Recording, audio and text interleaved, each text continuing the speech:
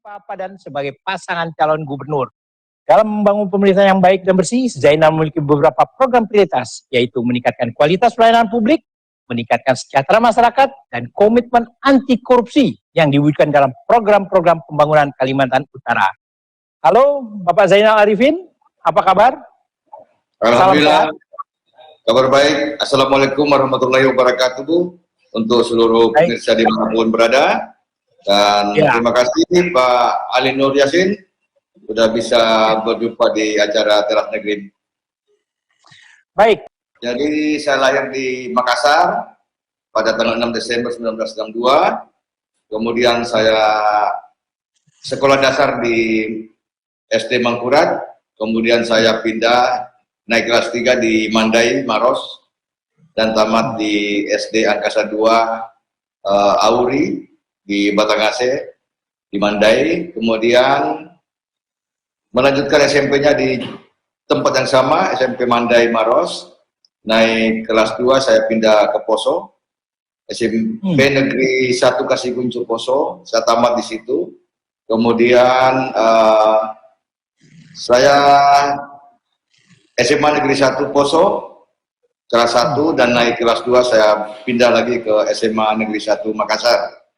Nah, saat saya SMP di sana saya mengikuti suatu kegiatan yaitu tari tradisional.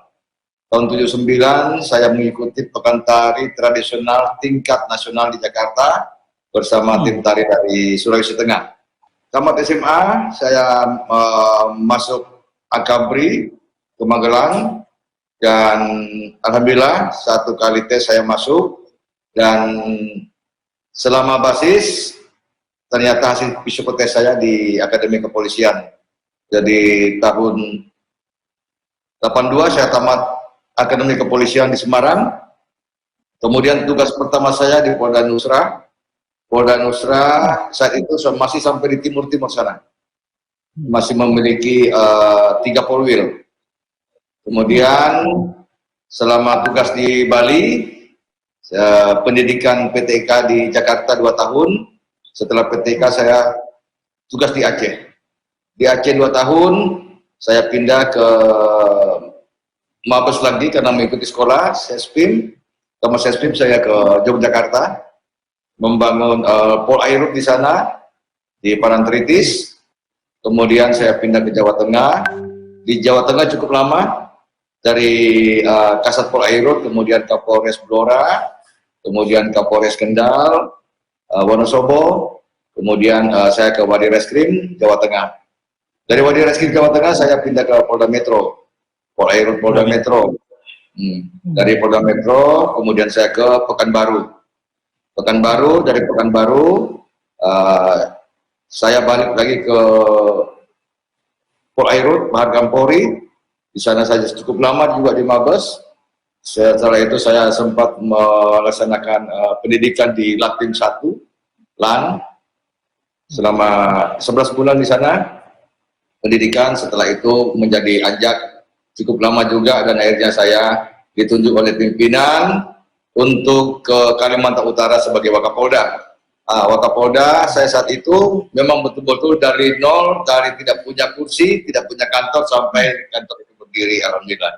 Saya 2 tahun di Kaltara, kemudian saya mutasi ke Bareskrim Polri sebagai penyidik utama tingkat 2 di Bareskrim Polri dengan pangkat Brigadir Jenderal Polisi.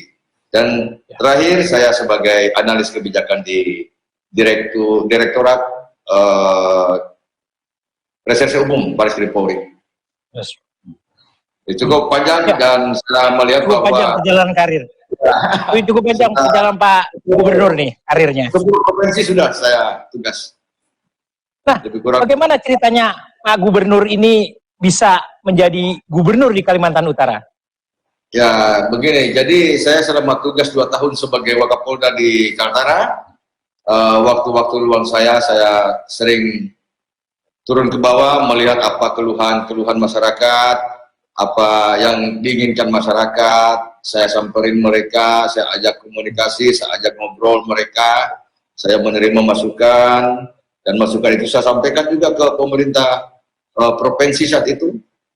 Dan Kemudian di komunitas-komunitas ada 15 komunitas saya gabung di dalamnya untuk membina pemuda-pemuda, membina milenial di sana untuk melakukan suatu kegiatan yang positif. Demikian juga kepada sesepuh-sesepuh, tokoh-tokoh adat, tokoh-tokoh agama, tokoh-tokoh masyarakat, juga saya selalu komunikasi yang baik. Dan setelah saya 2 tahun menjadi Wakapolda, saya mutasi ke Barreskrim Polri, dan situlah banyak informasi-informasi, banyak masukan-masukan dari masyarakat bahwa masyarakat menginginkan saya untuk memimpin Kalimantan Utara. Dan tidak coba-coba, ya, tidak coba-coba, karena ini semua berdasarkan keinginan masyarakat dan berdasarkan hasil survei sebelum saya maju. Begitu Pak Baik. Ali. Ya, baik. Pak Gubernur, ini Pak Gubernur memimpin Kalimantan Utara dalam 5 tahun ke depan. Bagaimana strategi pembangunan yang akan dilakukan oleh Pak Gubernur selama kepemimpinan Bapak 5 tahun ke depan? Jadi untuk pemilihan kemarin itu tidak sampai 5 tahun saat ini. Karena tahun 2024 kita akan melakukan pemilihan bersama, ya, serentak, sehingga saya memimpin Kaltara untuk periode ini hanya 3,5 tahun. Jadi waktu saya sekarang tinggal 3 tahun, bagaimana memanage waktu yang selama 3 tahun ini untuk membangun kegiatan-kegiatan masyarakat. Semua proyek-proyek yang akan kita laksanakan di sini adalah yang bermanfaat bagi masyarakat. Jadi ada 10 program prioritas pembangunan yang pelaksanaannya akan terkolaborasi melalui gerakan Kalimantan Utara Rumah Kita.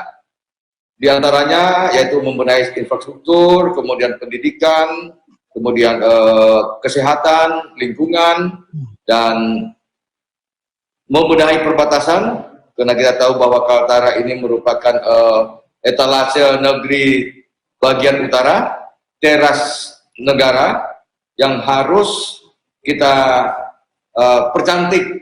Ya, kita harus lebih cantik daripada negara tetangga. Kita harus lebih baik daripada negara tetangga, yang mana kami memiliki 4 PLBN. Jadi di Kaltara ini memiliki 4 PLBN yang saat ini sedang dibangun itu di Sungai Pancang, yang dibangun begitu bagus, begitu megah, perbatasan yang berhadapan langsung dengan Tabau. Di samping itu juga di Long Midang, salah satu daerah di pegunungan, kemudian juga satu lagi PLBN di Labang dan Long Nawang. Jadi ada 4 PLBN yang akan kita bangun untuk keluar masuk warga kita maupun barang.